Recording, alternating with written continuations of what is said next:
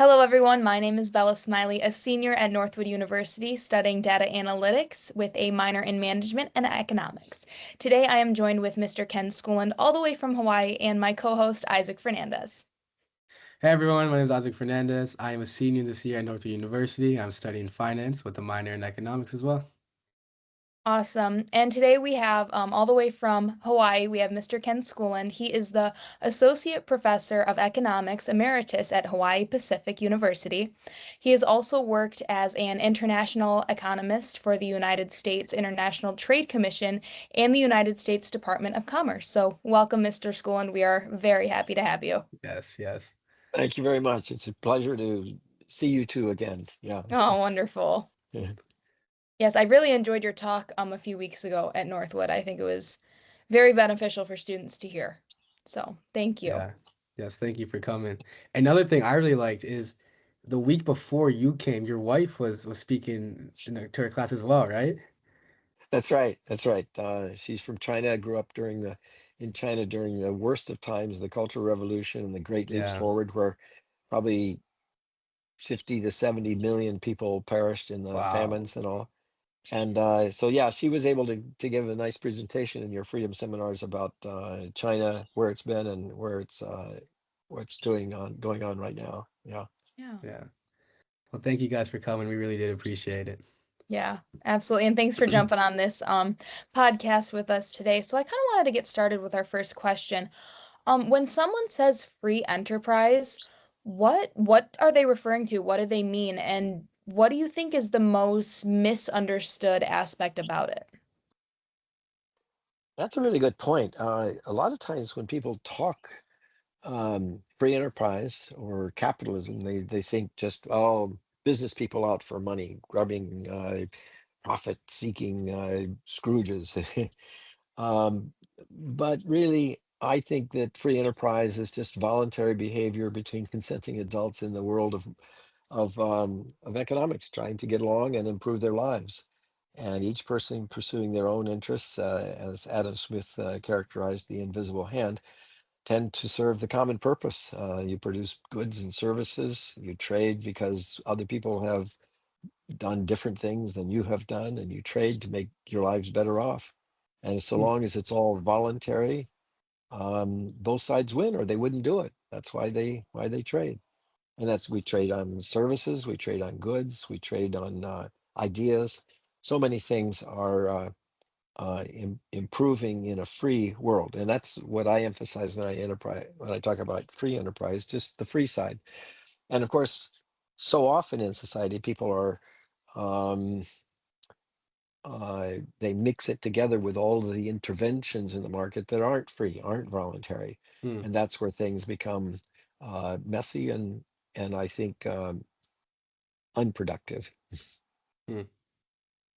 Oh, that's wonderful. Thank you.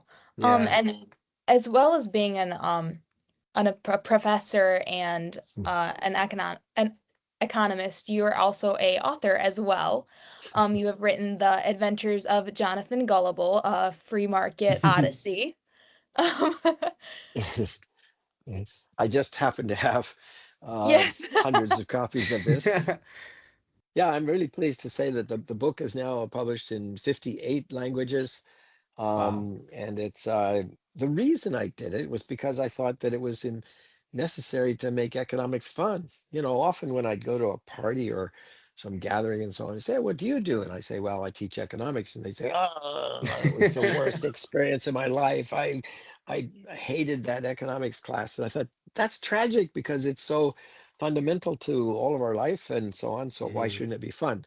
So I had just read The Little Prince and Hmm. the Gulliver's Travels. I don't know if you guys have read that, but they both made profound points in a fun and enjoyable way. So why couldn't economics? So I was doing radio commentary on an all-news business radio station in Hawaii, and no one was paying any attention to just straight commentary. I mean, who wants to hear an economist blab? So I turned it into a dialogue with this girlfriend I had at a time, and we did this back and forth, which made it enjoyable, and I made little satiric comment about the daily issues. And the interest picked up all over town. And so after a while, after about 40 episodes, the president of Small Business Hawaii said, "Well, let's put this into a book." So he put it into a book, and then well, I guess they say the rest is history. It took off. Went through an organization that I'm affiliated with, Liberty International, into the Netherlands first. Actually, that was the first international edition. Then it went to Russia right after the fall of the Soviet Union. And then it spread all throughout the former Soviet countries, and then Africa and Asia. It's on, as I said, 58 languages. The most recent one is in Asante Twi language in Ghana. And they've changed the image of Jonathan Gullible a little bit. He's a little bit more African in his look. But the ideas are the same. And a lot of times people say, "Well, how long were you living in Poland that you understood all of our issues?" I said, "Well, I never lived in Poland, but the economics concepts are very universal." And I really pulled together the economics ideas that were derived from a lot of other free market economists that I've known and been familiar with over the years. Milton Fried, actually, several of them have endorsed the book. Milton Friedman and Walter Williams, John Stossel, Steve Forbes, and Mark Skousen have endorsed the book. But I pulled together the ideas of Friedrich Bastiat, the famous French economist, Murray Rothbard, Adam Smith, Milton Friedman, many of the people who have talked about the importance and value of freedom in a free society. And I put them into story form, which makes them sort of fun and enjoyable to read. And so it's picked up enough. And now we've got a cartoon series with the Free to Choose Network, which you can find. And on my website, jonathangullible.com, you can see the news about how it's being used around the world all the time in many various countries. And you can also find a free PDF version of the book and the audio narration of the book, which I narrated myself so that I could talk to you all the time. Huh. How cool. How cool. And in the Adventures of Jonathan Gullible, the island's laws often try to help, but they end up doing more harm. So what do you think that pattern shows about why free enterprise works better than, say, a top-down, control? Yeah, the motives that people have in the marketplace and the motives that people have in the political arena are very different. In the marketplace, you have to produce something that somebody else wants, because if we're dealing with voluntarism and a voluntary society, you have to persuade them that what you're doing is in their interests, and that they have to Right. produce something in your interests, and then you trade because you're both better off, or you wouldn't have done it. Hmm. I'm impressed by a story by Leonard Reed called I Pencil. I don't know if your teachers have told you about this, but I Pencil is a little story about how the pencil explains that no one person can make this pencil all by themselves. It takes the work really of thousands, if not millions, of people Yeah. all around the planet to put together the metal for the thing that holds the eraser, or the eraser itself, the rubber from plantations in Malaysia, the paint, the glue, the graphite for the lead. All of these things that we take for granted are just simple things, but it's the work of voluntary actions of thousands of people all around the planet, making the tools and the all the elements that bring together something as simple as that. We can live entirely on our own if we want to get rid of everybody else and just move to an island like Robinson Crusoe or Henry David Thoreau at Walden Pond. But the life is a very, very simple and primitive life. It's a very Hmm. austere life.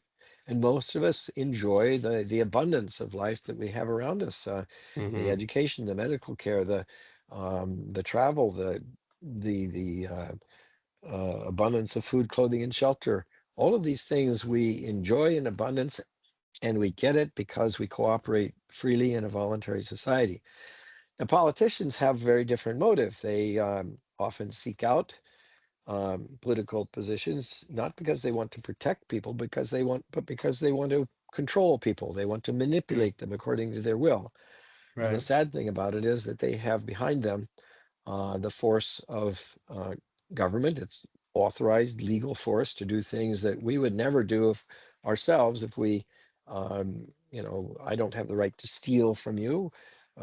So therefore, I would say, I don't have the right to ask someone else to steal for me. Even if Hmm. large numbers of people say, well, we should steal from you to give to her. Well, to me, it's an immoral action. The moral behavior is to persuade people of the benefits and provide cooperation in a society that provides a lot for us. I don't know. Right. That's a long answer for your question. No, No, no, that's no. okay. We enjoy it, Mhm. and I like that you mentioned, the morality with, this whole economics and all the political things. I feel like oftentimes it can kind of be really a big gray matter, that people get confused in. And so with that, do you think there's a humanistic side to free enterprise? And if so, like, what does that look like? It is the human side. I mean, Hmm. consider that where we've had the greatest abundance of economic activity, producing goods and services to exchange and improve our lives, that's where we've had not only the greatest gains of wealth, but also the Yeah. greatest gains of benefits for the poorest and the most destitute and the most disadvantaged Hmm. among us. I mean, Right. it's in free societies that you can provide for all the people in society in abundance. And if you have a desperately poor society that's ruled by an autocrat who's decided to control everybody usually for his benefit or her benefit, it's usually at the expense of general society. I'm reminded of a famous French economist. Actually, he started off. I mean, he was a physician. Hmm. His name was Francois Quenet in the 1700s. He was at a time when most doctors were using bleeding, cutting open the veins to bleed out, because they thought Hmm. that if you were sick, it was because you had demons in your blood. That was the standard normal practice. And you would cut open people and bleed them to get the demons out. If that didn't work, you gave them poisons, like arsenic and compounds of mercury and antimony. It would kill a rat. So why wouldn't it kill the demons? And it always killed the demons, but it usually killed the patient as well. Yeah. And so he said, no, this is all wrong. You're killing more people with your interventions Hmm. than you're helping. Better to leave them alone. Laissez-faire, Hmm. let alone the French Yeah. man. And he was so popular as a physician because he was so successful that he was invited by the King Louis the 14th, to come and be the court physician and treat his mistress, Madame Bovary. And while he was there, he gathered around him a whole group of people who were interested in um, the sciences of the day, one of which was the economic sciences. His group was called the physiocrats, and they thought, well, if this works for the body of the individual to leave them alone, that they will heal better on their own with fresh air, fresh, uh, uh, good food, good sleep, and they will heal better rather than with these terrible cut and chemistry interventions. Maybe it's the same for the body of the nation, Hmm. and leave the people alone. They will pursue their own interests better than with the king's commands and directives. So when Right. the prince came to Cannae and asked him, well, when I become king, what should I do? And Cannae famously advised him, do nothing. Leave the people alone. They are more likely to prosper pursuing their own interests in benefit voluntarily with each other than they will with your mandates. And, the mandates of the kings was tax the people for this, send the people off to war, regulate and control what they can do. And those things often impoverished people, left them destitute. But the king may have felt good about it, but it was doing terrible harm. And so the ideas were actually picked up by a visit from Adam Smith, who was doing a tour of Europe, tutoring a young aristocrat at the time. He came back and wrote a lot of these ideas and more into his book, The Nature and Causes of the Wealth of Nations, which we consider as sort of the foundation of free market economics. But the idea isn't new. It's always been around ever since ancient China. Lao Tzu, the famous Chinese philosopher, challenged Confucius and the legalists of China by saying, leave the people alone. The best ruler is the one who is really known, not the one who controls and tries to manipulate. And that he founded the philosophy of Taoism, which thousands of years before basically advised that the people are better when you leave them free to pursue their own ends than if you try to control them. Because the controllers are often the worst of society. They are the ones that get to the peaks of power by scandal, by fraud, by coercion, and then they tend to rule others as if they have a right to other people's lives. Interesting. So, if a country were to ask for a free enterprise roadmap, I guess you could call it, what would be the first like starting point? And then what would you recommend that they kind of stay away from? That's an interesting question. What I look to when I'm looking at how countries fare in the world of free markets, I look to the Fraser Institute of Canada that compiles what they call the Economic Freedom of the World Index. Now, it's not a measure of political freedom, it's a measure of economic freedom. And there's some countries that, and it ranks countries basically on how free people are to pursue the betterment of their lives. In other words, does the government um, tax them heavily, or does it leave most of their wealth and prosperity in their own hands? Does it have a legal system that's secure, like for contracts and property rights, so that if you build wealth, you can be rewarded by it, not have it taken away from you? We make agreements with other people, you can rely on those agreements rather than have them constantly abused and disregarded. How sound is your money, so that when you earn money and save money and invest money, it's worth something, a value that keeps its value, rather than having it frittered away by inflation, disappear by lost value. And then trade. How free are you to trade with other people, not only next door but around the planet? And lastly, what degree of governmental regulations and controls are there? Are you generally considered free, or you're not? And they compile those 5 criteria. And I would also add one more, a 6th criteria about the movement of people around the planet in order to improve their lives, fleeing persecution or heavy taxes, and going to other areas where there's freedom from persecution and heavy burdens on their life. That's been there through the history of human beings, not just with the Fraser Institute's composition of this Economic Freedom of the World Index. Then they rank all the countries of the world by an evaluation of how they do on this ranking. And you find inevitably the countries that soar to the top of this ranking perform extremely well in all categories. They produce a great deal of wealth, a great deal of equality, a great deal of good health and education, good longevity. I mean, all of these benefits that we seek in our economic life come to those who are the most free, and those who are the least free, they have the most horrendous lifestyle. The North Korea and Venezuela and other countries where people have no rights, and the government has all power, and they take it maybe with good intentions. We're just going to control your life so that you're.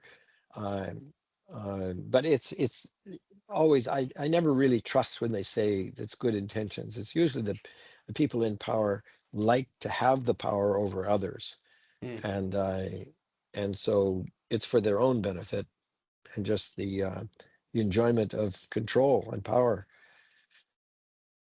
So at any rate, to answer your question, the roadmap would begin with the Fraser Institute's Economic Freedom of the World Index, and look at the characteristics that make it possible for people to be most free in their economic life, and then you'll have a better result. For practical use, it brings greatest amount of prosperity, humanitarian benefit, because the greatest benefits to all of the poorest and most destitute in society uh, uh, go to all those in society. They all benefit, and it's ethical because it relies on voluntarism rather than coercion.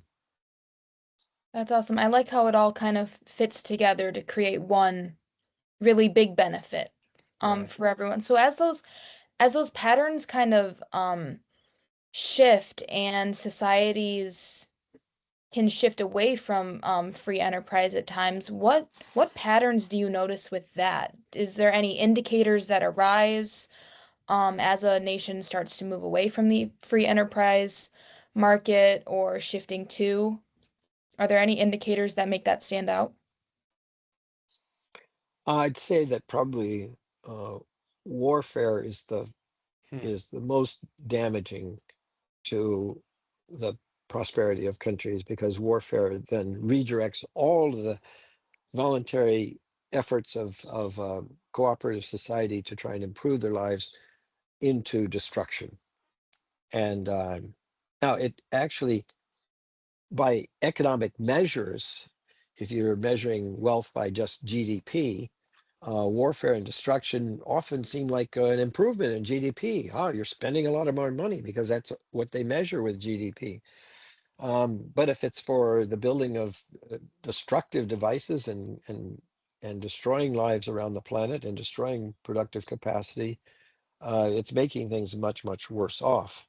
Um, and most times during warfare, people succumb to fear, Hmm. and they readily turn over all of their rights and their lives into the authority of hands who of someone who will lead them out of the sea of darkness and into the light, and be a ruler who will. And people. I mean, I suppose it's sort of natural when people are desperate and fearful, they easily turn over a lot of their rights to powerful people, and that's a really dangerous thing. My wife experienced that in China. She grew up in China during the Cultural Revolution and the Great Leap Forward, where probably 50 to 70 million people died Wow. um, altogether, not just through the whole reign of Mao Zedong, who was just a power monger. He just enjoyed the great. Uh, uh, it was like a big game to him, where he just Hmm. controlled people's lives, and Yeah. the lives meant nothing to him. I mean, Hmm. the entire calorie intake of China, the whole country, on average, was less than the average of the calorie intake of the Jews in Auschwitz concentration camps in Germany during World War II, for the whole country of Really? China. Yeah, Wow. and so there were people just dying all over by the millions, Wow. and yet it didn't shake his power at all. Didn't shake his resolve, because he was the only thing that mattered to him. Hmm. Do you think and I would assume that there isn't anyone in power like that today. Do you think that's like, kind of rulers like that are still relevant today or even in office right Oh, now? it's definitely relevant. It's always relevant, because I think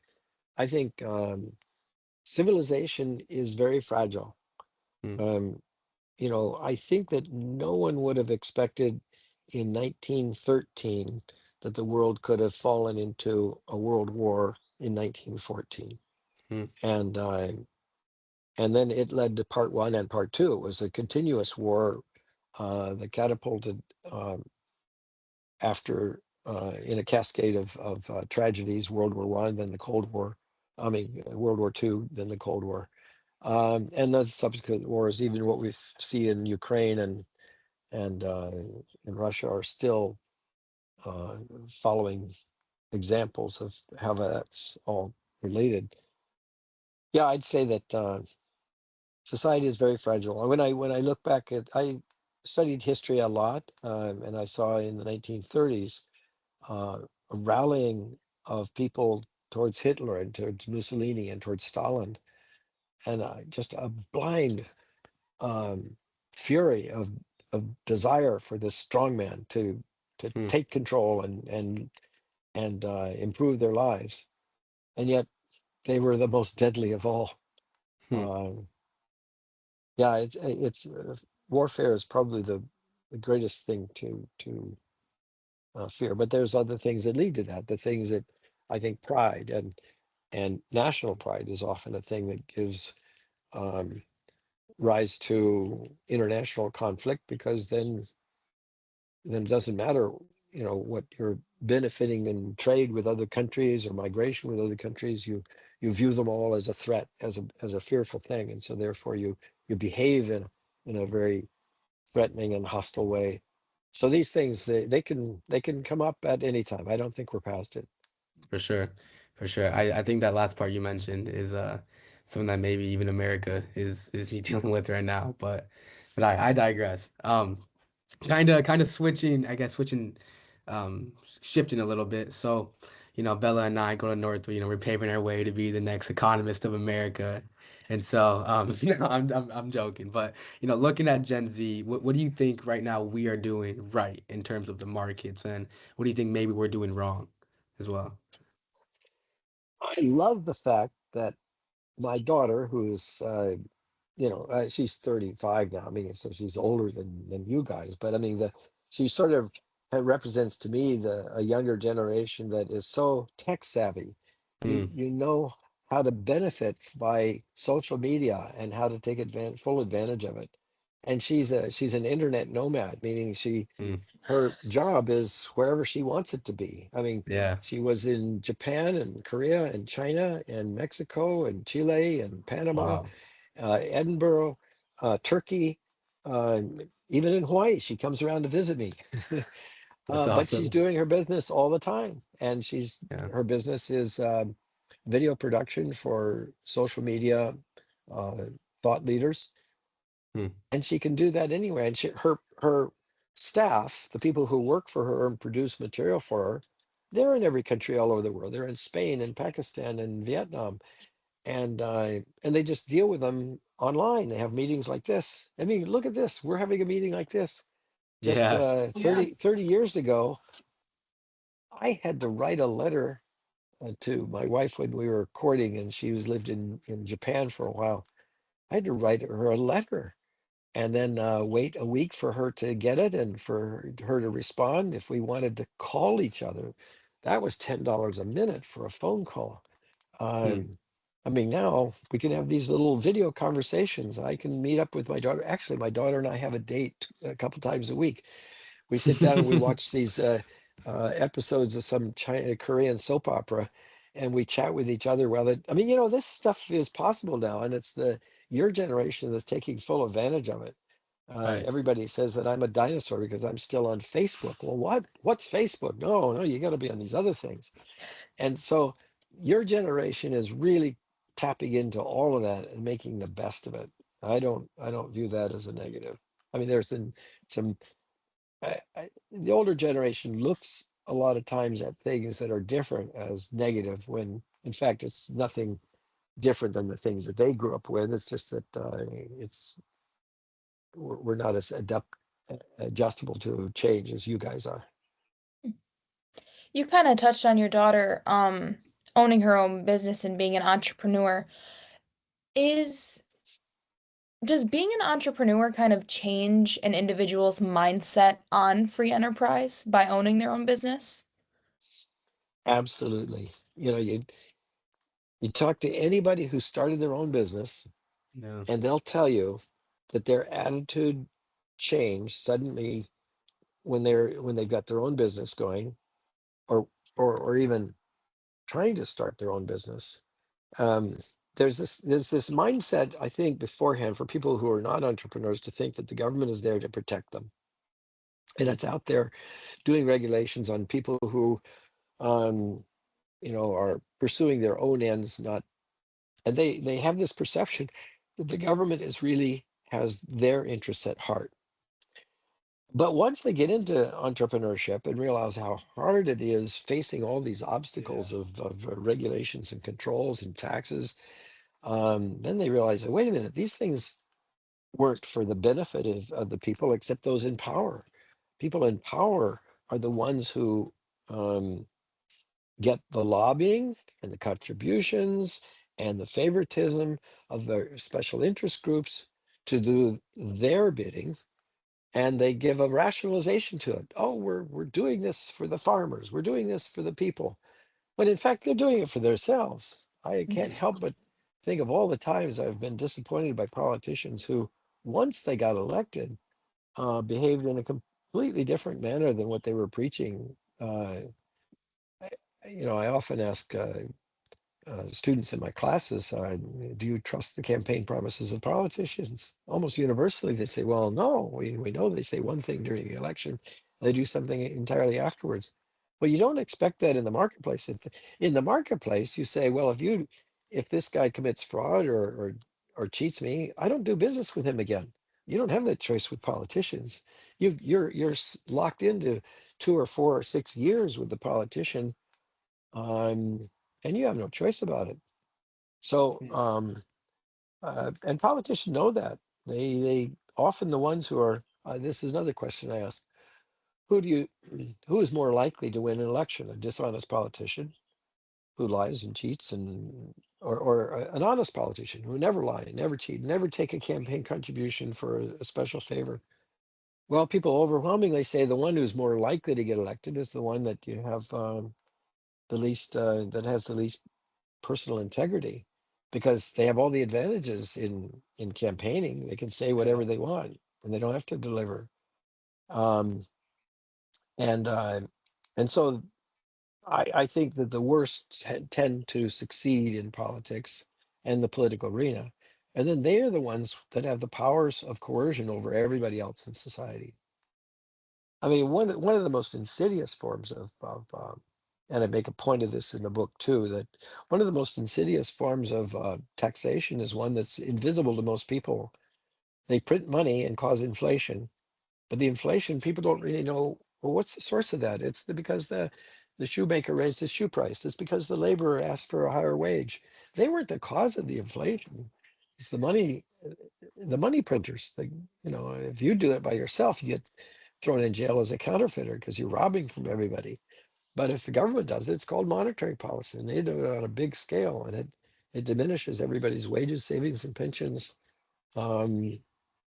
It doesn't disappear. It goes to those with the power to spend that money. And during inflation, the biggest beneficiaries are debtors because they get to pay back in cheaper money. Well, there's no bigger debtor in the world than governments.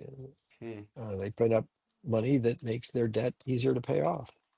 So at any rate, that's the whole economics argument to get into. But yeah, I think that free enterprise is a voluntary society, and the more free and the more voluntary it is, the greater benefits there will be to the general population. The less free it is, the more benefits there will be to the people in power and with control over those in power. Interesting. So looking at kind of like the everyday life of an individual in a strong free enterprise system versus a nation that doesn't have a strong free enterprise system, what do those differences look like day to day for the average individual? Um, yeah, I guess when you travel a lot, you'll find that the freer society is also a more honest society. You notice here I'm in Hawaii, and I don't have a fence around my yard. I don't have locks. I do have a little alarm system that will do a photograph of somebody that comes in the house, but I've never had an intruder. I Mhm. mean, we and in Michigan and in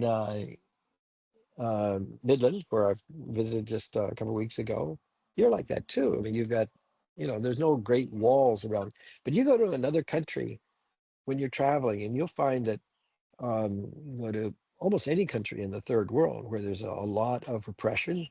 There's also a lot of poverty, and there's an enormous threat of to your property, because there's very little security about your own life there. And almost every house is surrounded by some wall. and bars on the windows, and glass on the sides of the windows. I don't know if you guys have done that sort of travel, but most of the world lives in great fear of their neighbors because life is so desperately poor and tenuous.